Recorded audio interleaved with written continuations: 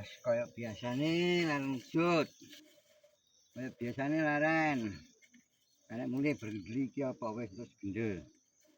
Karek laren dhisik. Panas gagal bolo.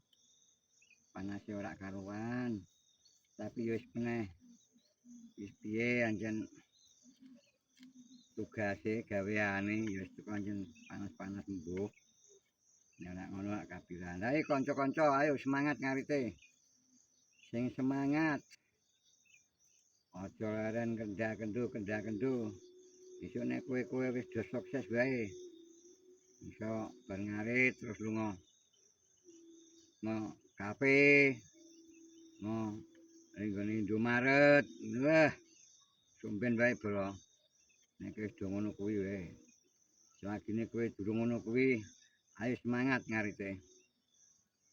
Semangat ngarite. Aja kasih kendor kowe. Mbok papire sik nang pirang-pirang cah iki kok ora malah blis entek. Ayo semangat ngarit. Keringete ngatik. Jodos kabeh mili kabeh.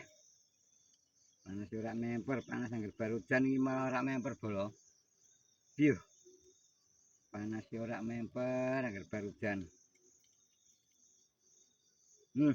Kuring tetek yang ngambil-ambil mlebring mripat barang rasane priye gagal.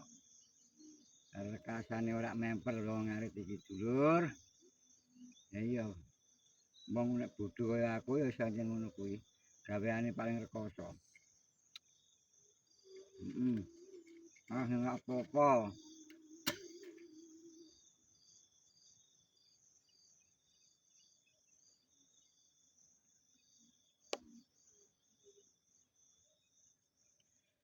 Pokoke angger sing akeh syukure.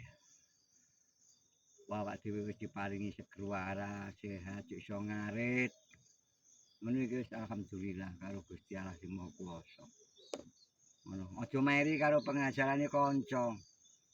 Wong jenenge manungsa iku anjen duwe wadah dhewe-dhewe, duwe tulis dhewe-dhewe, si A, si B, si C, si D.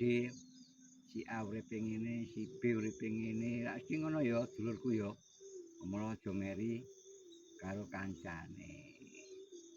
Ngono ya bolo ya. Kaya aku iki lho wis nrimo apa anane, nrimo ing pandum lah.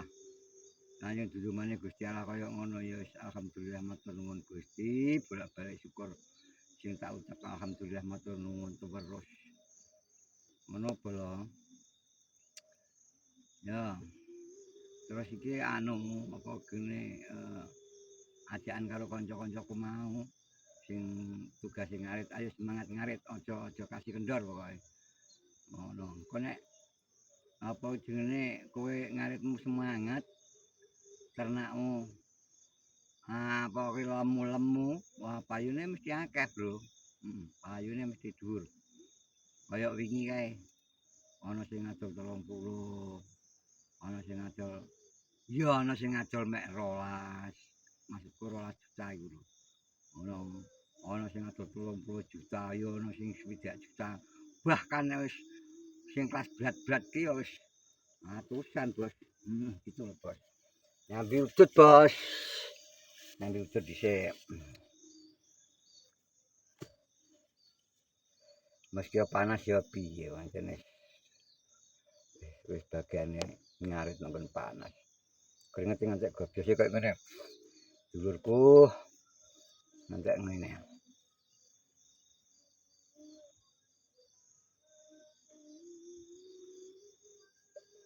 Labane wis ngaji yo. Berarti ki wis awan iki. Jam piro mau Quran iki jam. Wis yo, dulurku kabeh yo. Pesanku karo kanca-kanca sing profesine ngarit kaya aku, semangat ngarit. Terus tetep ngarit. Ngantek mengko ternake ben iso anu lemu. Terus nek mana engko kali nggo butuh. Wis yo cukup semono yo kanca-kanca yo sesuk meneh.